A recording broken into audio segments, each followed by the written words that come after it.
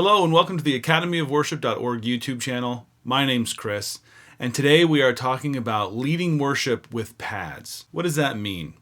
Well, when I talk about a pad, I'm talking about something that's an underlying piece of music that's maybe more of a drone or something that happens underneath all of the music that you're playing on top of it. As you heard in the intro of this video, you heard a nice bedrock of beautiful ambient guitar and synth and things like that underneath it. And today we're going to talk about how you can use that to enhance the music that you're playing in worship. Now, I find that sometimes I have to lead worship by myself with an acoustic guitar. And I'm sure some of you have been in that situation as well. And if you find yourself in that situation, there's nothing wrong with it. But one of the things you notice immediately is how empty things can sound with just one acoustic guitar. Now, don't get me wrong, there's definitely places in music where a single acoustic guitar with nothing else going on sounds beautiful. But in this case, sometimes you need to have a little bit of a break with your strumming, or you want to add a little bit more texture to the music. And that's where a pad like the one I used at the beginning of this video comes in. There's plenty of ways you can accomplish this, but today we're going to talk about one very specific way of accomplishing putting pads underneath music, and that's using pre-recorded pads. One of the secrets to using these pads in worship is the fact that none of these pads have the third in them. So when you're playing in, say, the key of G, the pad is not going to ever hit a note of B. That's because these pads are intended to work with all of the common chords in that given key. Now, the one at the beginning of this video I used is in G. So no matter what you play in the key of G, it will sound awesome. Check it out.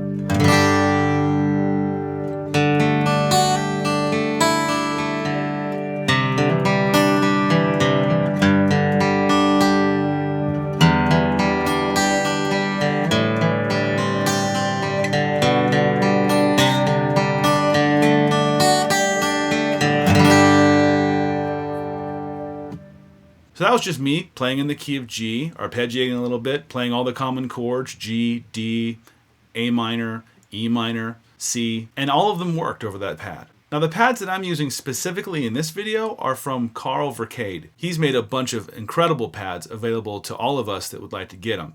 Now, in the link below, I'll have where you can go and buy his pads. I recommend that you do. They're fantastic. I use them all the time in worship. But they're by no means the only ones you can use. There's other ones out there. You can Google for them and find them for yourself. And some of them are keyboard-based, but all of them have that not using the third in common. They'll use other notes to make some movement happen in the music, but you're not going to hear that third, so that you're not tied down to one specific chord.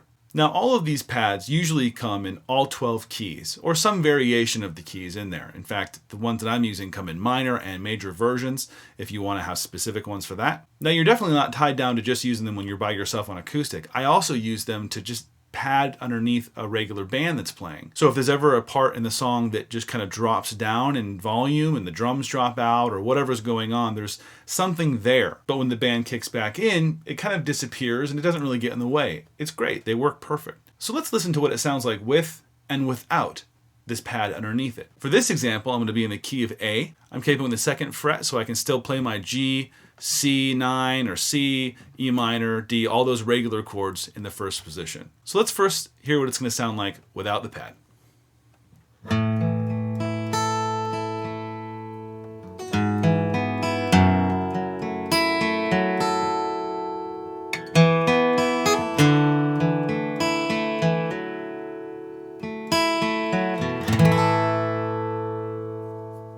Nothing wrong with that. That sounds beautiful. An acoustic guitar by itself is perfect.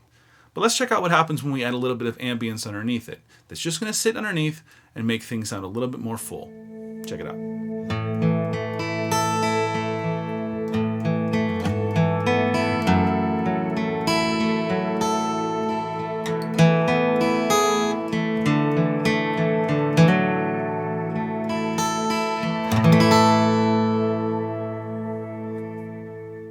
You can see that it just adds that underlying ambience that sounds awesome. Now, one of the great things about these pads is they're not technologically hard to implement. You could potentially have them on your phone or iPad or whatever and play them through the system while you're playing. One thing I love to do is have these pads rolling in one specific key, and I'll do multiple songs in succession so I can seamlessly transition between songs. And it sounds really cool because you have this ambience underneath that lets you transition nice and smooth. Now, there's other technical ways you can get this to go, like by using Ableton or things like that. We're not going to get into that in this video specifically, but maybe at a later date we'll talk about that. Now, one last thing I want to add here is this isn't meant to replace keyboard players. If you have someone who can play keyboards with you, that's always the better choice. Always have another musician to play with. But in my case, I don't always have that, and so I implement this kind of thing. Please don't get mad at me, keyboard players. But that's it. I hope this gives you an idea of how you can use pads to enhance what you're already doing in worship. And if you have been using pads like this in worship, drop me a comment and let me know.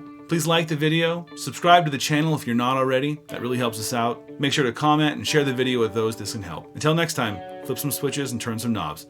I'll see ya.